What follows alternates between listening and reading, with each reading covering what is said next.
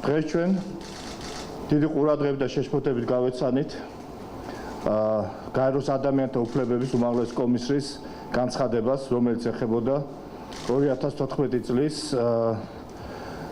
ცენტრალურ აფრიკაში მისიას. ჩვენი პოზიცია, როგორც შეერთებული ძალების, ასევე მთავრობის, ასევე თავდაცვის სამინისტროს, რომ მსგავსი ქმედება, ვინც კი არ უნდა ჩაედინოს ის, არის დასაჯელი. და ის პირი არ აქვს მნიშვნელობა არც მის ქვეყანას, არც წარმომავლობას, არც სამხედრო წოდებას, არის აკეთებს უღირს საქციელს. ჩვენი მიზანია ამჟამად განვახორციელოთ დეტალური გამოძიება.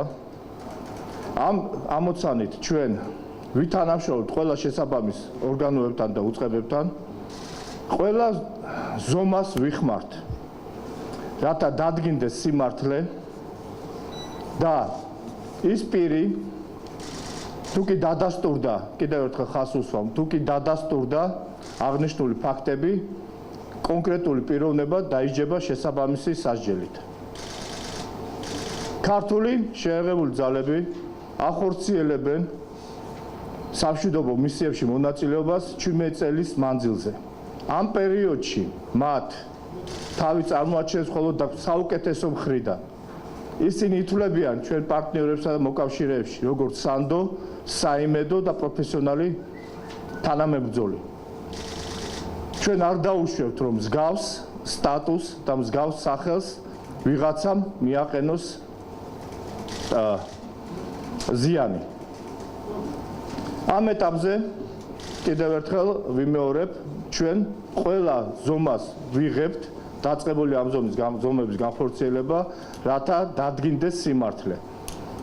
ან გაბათილდეს აღნიშნული საქმეში აღნიშნული ინფორმაცია, ან დადგინდეს და დაისაჯოს ის პიროვნება, რომელმაც შელახა ქართული მუნდირი.